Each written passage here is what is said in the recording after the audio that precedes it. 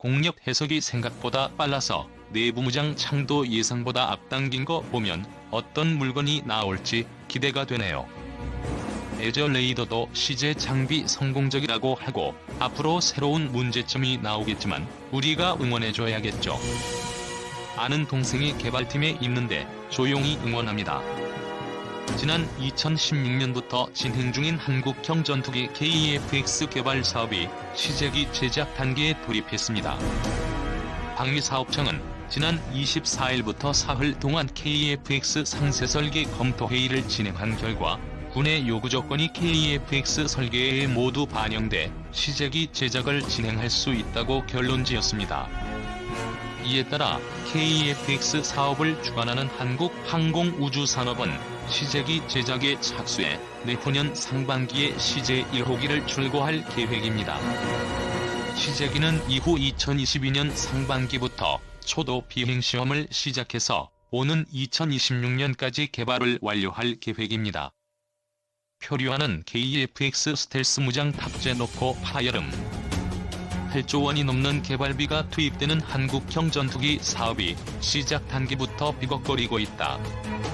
2016년 1월 개발이 시작돼 지난해 6월 기본 설계가 완료된 KF-X는 하드웨어와 소프트웨어 상세 설계를 마무리하고 부품 제작이 진행 중이다.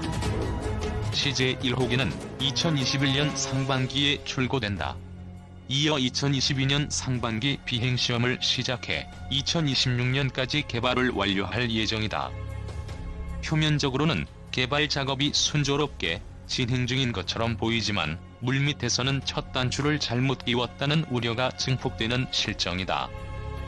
KF-X에 장착할 공대공, 공대지 무장을 기체와 통합하는 문제는 난항을 겪고 있다. 레이더를 피하는 스텔스 기능도 KF-X 개발 주체인 한국항공우주산업과 방위사업청의 예상을 밑돌 가능성이 제기된다. 난항 거듭하는 KF-X 무장 통합. KF-X 개발 과정에서 가장 심각한 문제는 무장 통합이다.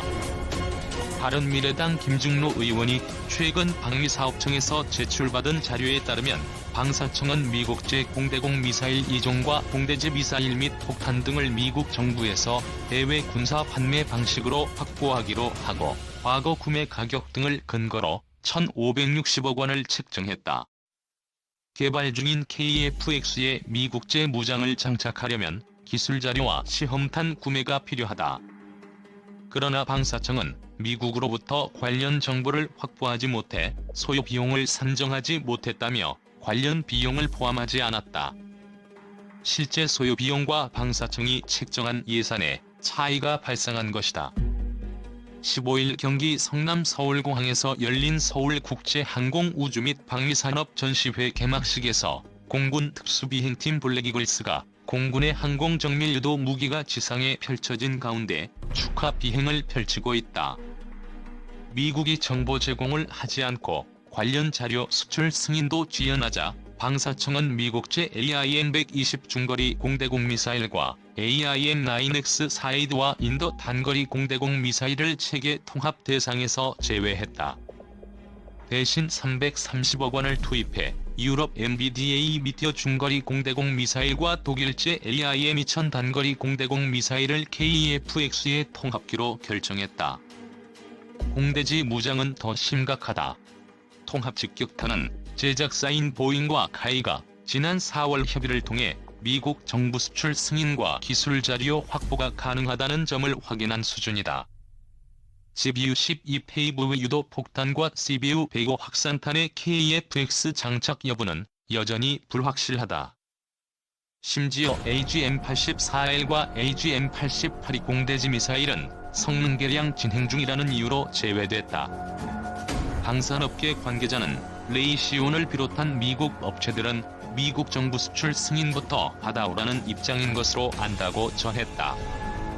국방과학연구소가 개발 중인 장거리 공대지 미사일은 탐색 개발 단계다. 현재 시점에서 KF-X 탑재가 확실한 무장은 MK-82 일반 폭탄과 KGGB 정도다. 이대로라면 장거리 지상 타격 능력은 없는 셈이다. 공대지 무장 공백은 심각한 문제를 초래할 수 있다. 항공 우주 분야 전문가들의 말에 따르면 실전 배치된 전투기와 미사일을 결합하는 것은 2에서 3년 정도의 시간이 소요된다. 기존 미사일을 개발 중인 전투기에 체계 통합하는 데는 3년 안팎이 걸린다. 개발 중인 전투기와 미사일을 상호 결합하는 과정에 소요되는 시간은 추정조차 불가능하다. 어떤 문제가 발생할지 알 수 없기 때문이다. ADD가 개발 중인 장거리 공대지 미사일은 2028년에 개발이 완료된다. 그마저도 감항인증 등의 절차를 거쳐 KEFX에 장착하려면 추가로 시간이 소요돼 실전 배치 시점을 추정조차 어렵게 한다. 16일 경기 성남 서울공항에서 열린 서울국제항공우주 및 방위산업 전시회에 한국형 전투기에 장착될 장거리 공대지 유도 무기가 전시돼 있다. 2022년 상반기로 예정된 KEFX 비행시험 일정을 감안하면 공대지 미사일 체계 통합 작업은 지금 당장 착수해도 시간이 부족한 실정이다. 미국과의 협의 결과를 기다리면서 공대공 미사일 사례처럼 유럽 또는 이스라엘제 항공무장 장착을 검토해 KEFX의 기본 전투 능력을 확보할 필요가 있다는 지적이 제기되는 대목이다. 하지만 방사청이 지난 6월 제7차 KEFX 자문위원회에서 보고한 자료에는 미국 무장에 대한 체계 통합 일정과 미국 정부 수출 승인 현황 등을 고려한 KEFX 무장체계 통합 추진 방안을 결정한 후 추진 중이라는 언급만 있을 뿐 별도 대책은 포함되지 않았다. 점진적인 성능 개량을 통한 개발 전략을 추구한다고 해도 북한군 방공망으로부터 조종사 안전을 보장하면서 지상 표적을 타격할 수 있는 장거리 공대지 미사일 운용 능력을 갖추는 것은 필수적이다. 40여 년 전에 개발된 F-16보다도 무장 능력이 떨어지는 KEFX를 반길 조종사는 없다. 성능이 검증돼 일선에서 쓰이는 제3국의 장거리 공대지 미사일 장착을 서둘러 추진해야 한다는 목소리가 나오는 부분이다. 완전한 스텔스 가능할까? KEFX 개발을 담당하는 카이는 5세대 전투기보다 떨어지는 스텔스 성능에 대해서는 개발 완료 이후에도 이를 강화하는 작업을 추진한다는 방침이다. 하지만 KEFX가 실질적인 스텔스 기능을 갖출 수 있을지는 회의적인 견해가 나오고 있다. KEFX는 블록 1월 3일에 이르는 단계별로 성능을 높여 전투 능력을 강화하는 진화적 개발 방식을 적용하고 있다. 현재 공개된 KEFX 모형은 F-35 전투기처럼 무장이나 전자장비가 기체 내부에 들어가지 않고 일반 전투기처럼 외부에 장착된 형태다. KEFX 블록 1의 성능이 검증되면 블록 2나 블록 3에서는 무장과 항공 전자장비가 기체 안에 수납될 것으로 알려졌다. 15일 경기 성남 서울공항에서 열린 서울국제항공우주 및 방위산업 전시회에서 한화 부스에 전시된 KEFX에 장착될 F-414 엔진 모형. 한화 제공. 무장과 장비의 내부 수납은 스텔스기가 갖춰야 할 기본적 특성이다. 스텔스 기능을 갖추겠다는 KEFX가 이 같은 추세를 따라가려는 것은 적절한 조치다. 문제는 내부 수납 시도가 원활하게 진행될지 여부다. 비행 안전성과 임무 수행 능력을 유지하며 기체 외부에 있던 무장과 장비를 수납하려면 KEFX를 재설계하는 수준의 작업이 이루어져야 한다. 미세한 수준일지라도 외형이 변화하면 기체의 항공역학적 특성이 바뀌기 때문이다. 내부 수납을 위해서는 항공 전자장비를 새로 만들게 된다. 기체 내부 배선 등도 다시 설정해야 한다. 내부 수납을 정상적으로 완료한 뒤 성능 시험도 필요하다. 이를 위해서는 적지 않은 비용과 시간이 필요하다. 하지만 KEFX 스텔스화를 위한 투자가 제대로 이루어질지는 확실치 않다. 성능 개량을 위해서는 정부의 지속적인 예산 지원과 함께 개발사인 카이가 재정적 여력이 충분해야 한다.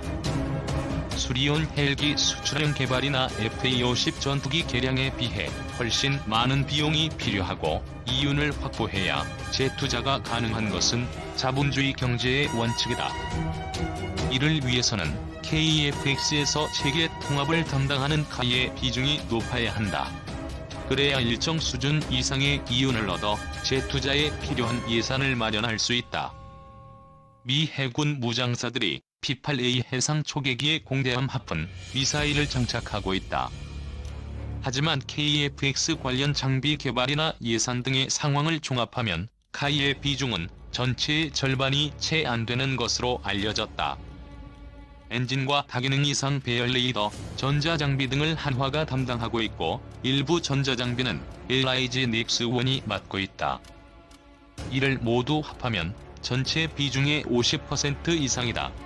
프랑스 라팔 전투기 체계 통합사였던 다소가 70% 가까운 비중을 차지했던 것과 비교하면 대조적이다.